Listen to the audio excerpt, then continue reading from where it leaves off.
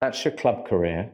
As we sit here, some time since you said to yourself, England, has that gone? Yeah, I mean, I've not been in an England squad for 5 years, I think now. So yeah, I mean, that's done. But Right. Well, let's talk about England then. yeah, So it's amazing. You're sitting here, what, 42 caps, I'd imagine, more than 20 goals, some amazing highlights. Your goal ratio at one point simply stunning. So it's over, presumably. You must reflect on what is a very healthy international career. yeah, without a doubt. Yeah, I do.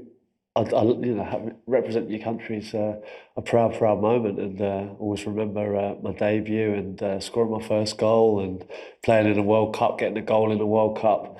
Uh, Incredible moments, and you don't realise obviously how big playing for your country is until you walk out at Wembley and uh, getting a goal there and coming up and seeing my family after. It's an incredible moment, and it's something that I'll always hold in high regard. You talked about World Cups, and there were two World Cups, but of course, unfortunately, it's coincided with a time when England hasn't done particularly well in international competition.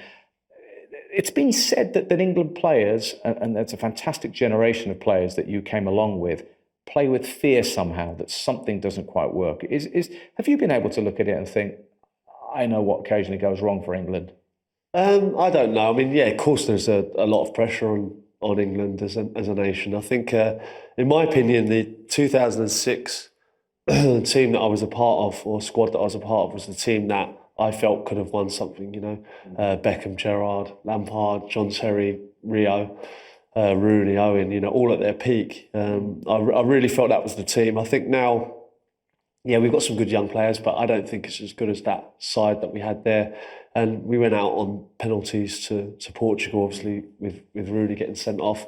I think that was the year that we could have really won something. And I think, yeah, of course there's pressure, but people players in the Premier League deal with pressure day in, day out. So we can't blame that. Media, public, unrealistic expectations, does that play a part at all? Yeah, there's expectations, but there's expectations on every country, to succeed, and I don't think that we can put it down to that. I think we're top players, we're professionals.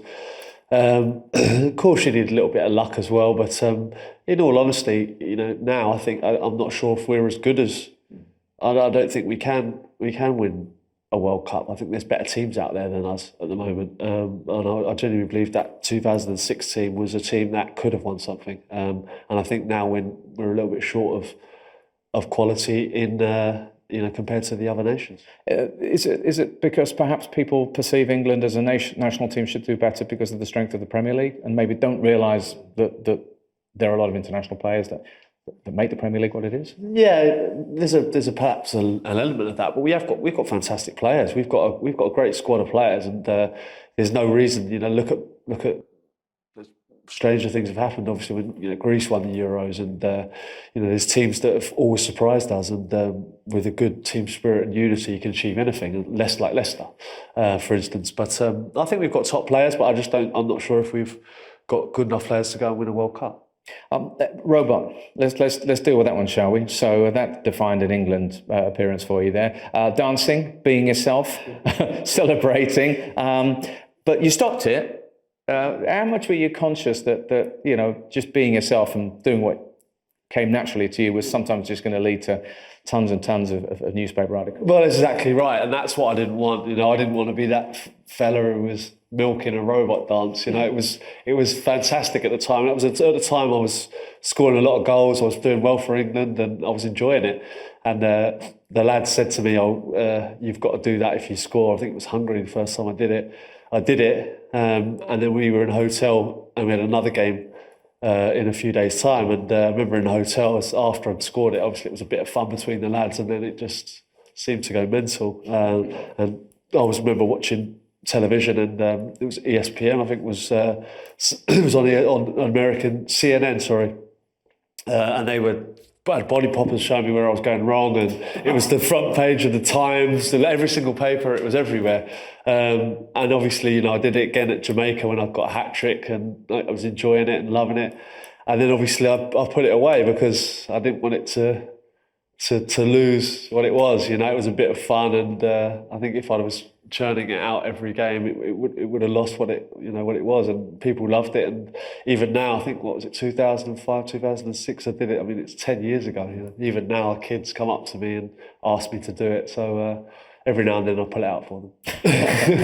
Your personality's always come through, and we're sitting here. You're a family man. You've achieved so much in football, but you're going to have to start thinking about being a professional footballer, not being what you do at some point. You've been on TV enough already. You clearly have a social media presence. Is there something about your personality that you think is naturally going to bring you into a sphere of work or life like the media? Oh yeah, I think it's certainly something. I mean, there's a lot of outlets these days, isn't there, for an ex-player to do stuff, and I certainly enjoy the TV side of it. I did a little bit in the summer around the Euros. I've done a little bit of TV, of radio, things like that, which I really do enjoy. And but I've also taken my badges. I'm not putting all my eggs in one basket. I've taken my coaching badges. I've started them. I do think that I would be a decent coach or perhaps a manager one day. That's something that I would like to pursue as well. So yeah, of course I want to stay in football because it's the game I love and it's all I've known since I was a kid. So certainly I'd love to stay in football, and hopefully football will have me. You move in glamorous circles, by nature of the direction your life has gone. Do you feel comfortable in the glamorous world?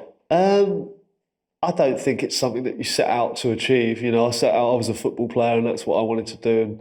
And I didn't want to anything else, but unfortunately or fortunately, where you look at it, these things come about as well, as a part and parcel of the game these days. And yeah, of course, I've always enjoyed what I do, and I've always done it with a smile on my face, and that will continue to be the case for as long as I'm doing it. I won't use the quote that is very famously used whenever people think about you, about where your life might have gone, but football has given you an awful lot, hasn't it? At the same time, do you feel that, a bit like when we spoke about that YTS thing, that your grounding has kept it real, for want of a better term? I definitely think it's helped. You do see young players now when they're getting a lot of money, and it can come all a bit too soon. And I think what helped me as a person and probably as a player, as a character, was the fact that my career was so up and down. I did go and play non-league as a kid. And I did go out into Sweden, and I didn't know where I was going to play. I wasn't destined to be a Premier League player. I wasn't destined to be an England player, but thankfully things worked out, and I was. You've done all right. Life's good. Yeah, so yeah, of course. I'm very thankful for the career I've had. There was times where I didn't think it would happen, and it has happened, and I've been at a very good level for a long time, and hopefully there's a few more years left in it yet. All the very best, and thanks for sharing everything today. My pleasure. All right, yeah, no, my pleasure, yeah.